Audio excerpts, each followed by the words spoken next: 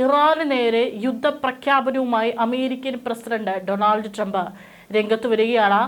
ഇതിനു മുൻപും പലപ്പോഴും പല യുദ്ധപ്രഖ്യാപനങ്ങളും നടത്തിയിട്ടുണ്ട്. പക്ഷേ ഇത്തവണ യുദ്ധപ്രഖ്യാപനം നടത്തുമ്പോൾ കൂടുതൽ ആത്മവിശ്വാസം അമേരിക്കൻ പ്രസിഡന്റിന്റെ വാക്കുകളിൽ കാണാനായിട്ട് സാധിച്ചിരുന്നു. കാരണം കഴിഞ്ഞ ദിവസം ഇറാനിൽ തകർന്നു വീണ അമേരിക്കയുടെ ഒരു പോർ വിമാനത്തിൽ നിന്ന് അവിടെ രക്ഷപ്പെട്ട് കഴിയുകയായിരുന്ന ഒരു പൈലറ്റിനെ രക്ഷപ്പെടുത്തിയിരുന്നു. അതിനുശേഷമാണ് ഇപ്പോൾ അമേരിക്ക കടുത്ത തീരുമാനത്തിലേക്ക് കടന്നിരിക്കുന്നത്. ഹോർമുസ് കടലിടുക്ക് കപ്പൽ ഗതാഗതത്തിനായി തുറന്നു കൊടുത്തില്ലെങ്കിൽ ഇറാന്റെ അടിസ്ഥാന സൗകര്യങ്ങൾക്കും ഊർജ്ജ നിലയങ്ങൾക്കുമേൽ ചൊവ്വാഴ്ച രാത്രി 8 മണി ഈ ഒരു സമയമാണ് അമേരിക്ക പറഞ്ഞിരിക്കുന്നത്. അതായത് നമ്മുടെ ഇന്ത്യൻ സമയം വെച്ച് നോക്കുകയാണെങ്കിൽ ബുധനാഴ്ച പുലർച്ചെ US സൈന്യം ആക്രമണം തുടങ്ങുമെന്നാണ് ട്രംപ് വെളിപ്പെടുത്തിയിരിക്കുന്നത്. തന്റെ സമൂഹ മാധ്യമമായ ട്രൂത്ത് സോഷ്യലിലൂടെയാണ് ട്രംപ് ലോകത്തെ ഞെട്ടിച്ചുകൊണ്ട് ആക്രമണ സമയമടക്കം കൃത്യമായി പ്രഖ്യാപിച്ചിരിക്കുന്നത്. സാധാരണ ഒരു സൈനിക നീക്കത്തിന്റെ തീയതിയും സമയവും മുൻകൂട്ടി വെളിപ്പെടുത്തുന്ന ട്രംപിന്റെ ഈ നടപടി യുദ്ധ ചരിത്രത്തിൽ തന്നെ അത്യപൂർവമാണ്. കാരണം പലപ്പോഴും ഒരു രാജ്യവും ഇത്തരത്തിൽ ഒരു കൃത്യമായിട്ടുള്ള ഒരു സമയം ഒരു മുന്നറിയിപ്പ് നൽകുമെങ്കിലും കൃത്യമായിട്ട് സമയം വെളിപ്പെടുത്തിക്കൊണ്ട് ഒരു ആക്രമണം നടത്തുന്നത് വളരെ അത്യപൂർവമാണ്. എന്നാൽ ഇതാണ് ഇപ്പോൾ ട്രംപ് പരീക്ഷിച്ചിരിക്കുന്നത്.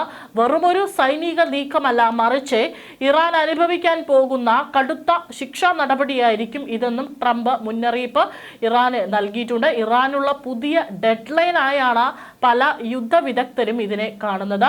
ചൊവ്വാഴ്ച രാത്രി 8 മണി, അതായത് ഇന്ത്യൻ സമയം വെച്ച് നോക്കുമ്പോൾ ബുധനാഴ്ച പുലർച്ചെ ഇറാന്റെ പവർ സ്റ്റേഷനുകളും പ്രധാന പാലങ്ങളും തുടച്ചു നീക്കുമെന്നും അദ്ദേഹം പറഞ്ഞിട്ടുണ്ട്. ഇറാൻ ഭരണകൂടത്തെ ഭയന്ന് ജനങ്ങൾ പുറത്തിറങ്ങാത്തതാണെന്നും അവർ US നടപടിയെ ആഗ്രഹിക്കുന്നുണ്ടെന്നാണ് ട്രംപ് അവകാശപ്പെട്ടിരിക്കുന്നത്.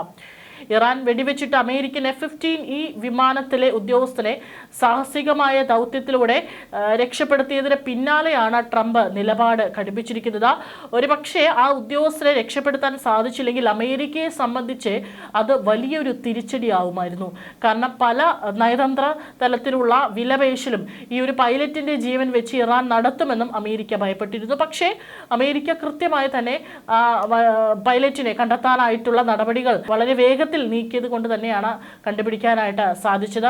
ഏകദേശം 7000 അടി ഉയരമുള്ള പർവ്വത നിരകളിൽ 2 ദിവസം ഒളിവിൽ കഴിഞ്ഞ ഉദ്യോഗസ്ഥനെ CIAയുടെയും സ്പെഷ്യൽ ഫോഴ്സിന്റെയും സഹായത്തോടെയാണ് മോചിപ്പിച്ചത്. രക്ഷാദൗത്യത്തിനിടെ തകരാറിലായ 2 US വിമാനങ്ങൾ ശത്രുവിന്റെ കയ്യിൽ കിട്ടാതിരിക്കാൻ സൈന്യം തന്നെ സ്ഫോടനത്തിലൂടെ അത് തകർക്കുകയും ചെയ്തിരുന്നു. 6ാം ആഴ്ചയിലേക്ക് കടന്ന യുദ്ധം ഇപ്പോൾ ആഗോള സമ്പദ് വ്യവസ്ഥയെ തന്നെ ബാധിച്ചിരിക്കുകയാണ്. ലോകത്തെ എണ്ണ വിതരണത്തിന്റെ 1/5 കടന്നു പോകുന്ന ഹോർമുസ് കടലിടുക്ക് ഫെബ്രുവരി 28 മുതൽ ഇറാൻ അടച്ചതോടെ ഇന്ധനവില കുതിച്ചുയരുകയാണ്. പല രാജ്യങ്ങളും ഇപ്പോൾ പ്രതിസന്ധികളിലൂടെയാണ് കടന്നു പോകുന്നത്. ഇതിപ്പോൾ നീണ്ടുപോവുകയാണെങ്കിൽ ഇനി വരാൻ പോകുന്നത് അതിനും കടുത്ത പ്രതിസന്ധിയായിരിക്കും. ശത്രു കപ്പലുകളെ കടത്തിവിടില്ലെന്ന ഇറാന്റെ വാശിക്ക് ബോംബുകൾ കൊണ്ട് മറുപടി നൽകാനാണ് വൈറ്റ് ഹൗസിന്റെ തീരുമാനം. കഴിഞ്ഞ ദിവസം ടെഹ്റാനെയും കരാച്ചിയിലെയും ബന്ധിപ്പിക്കുന്ന ഇറാന്റെ അഭിമാനമായ B-1 പാലം US ഇസ്രായേൽ സഖ്യം ബോംബിട്ട് തകർത്തിരുന്നു.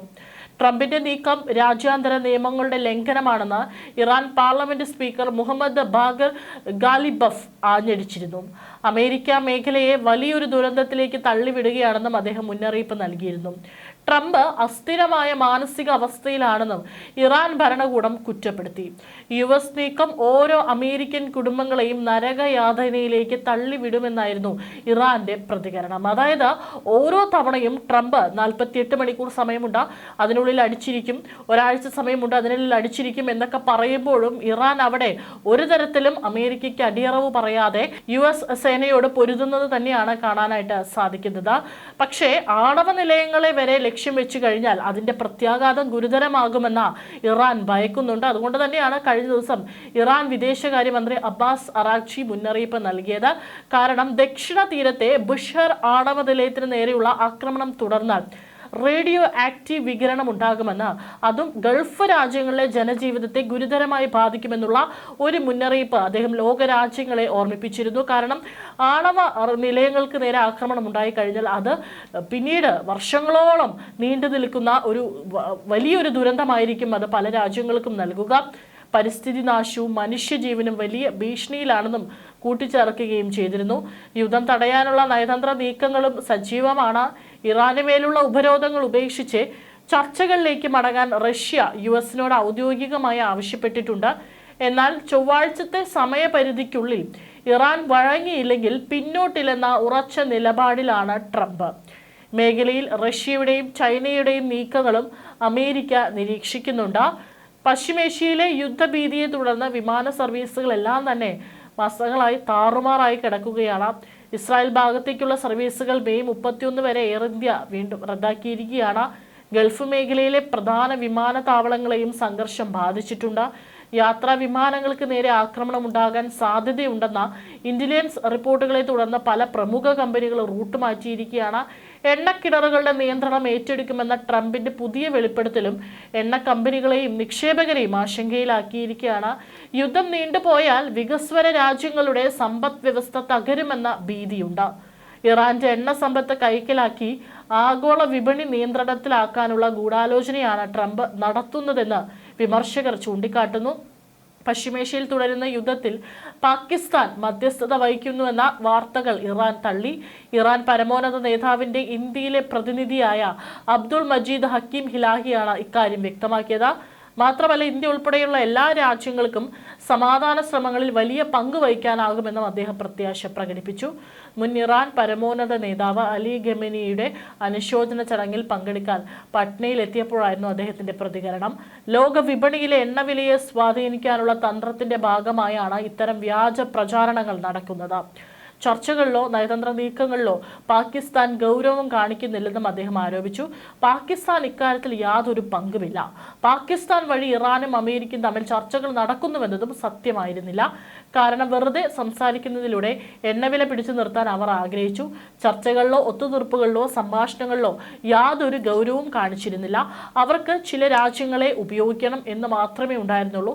ഞങ്ങൾ ചർച്ചകൾക്കും ഒത്തുതീർപ്പുകൾക്കും തയ്യാറാണെന്ന് അവർ വിളിച്ചു പറഞ്ഞു. അതൊന്നും സത്യമായിരുന്നില്ല എന്നുള്ള പാകിസ്ഥാന് ഒരു വലിയ അടി നൽകിക്കൊണ്ടാണ് അദ്ദേഹം ഇപ്പോൾ ഒരു പ്രസ്താവന പുറത്തിറക്കിയിരിക്കുന്നത്. അതേസമയം തന്നെ ഇന്ത്യ അടക്കം ഇടപെടുമോ ഈ ഒരു മധ്യസ്ഥതയ്ക്കായിട്ട് എന്നുള്ള ഒരു ചോദ്യം കൂടി നിലനിൽക്കുന്നുണ്ട്. പക്ഷേ നിലവിലെ സാഹചര്യം വെച്ച് നോക്കുമ്പോൾ വളരെ രൂക്ഷമായിട്ടുള്ള അവസ്ഥയിലേക്കാണ് കാര്യങ്ങൾ പോയിക്കൊണ്ടിരിക്കുന്നത്. ഏതായാലും ഇത്തവണത്തെ ട്രംപിന്റെ അന്ത്യശാസനം എന്ന് പറയുന്നത് കൃത്യമായിട്ടുള്ള തീയതിയും സമയവും കുറിച്ചുകൊണ്ട് തന്നെയാണ്. ചൊവ്വാഴ്ച രാത്രി 8 മണിക്ക് ഇറാനിൽ മാരകമായിട്ടുള്ള ആക്രമണം നടത്തി തുടങ്ങുമെന്നാണ് ട്രംപ് പ്രഖ്യാപിച്ചിരിക്കുന്നത്. ഇന്ത്യൻ സമയം വെച്ച് നോക്കുമ്പോൾ പുലർച്ചെ ഈ ഒരു ആക്രമണം ഉണ്ടാകാനുള്ള സാധ്യതയുണ്ട്.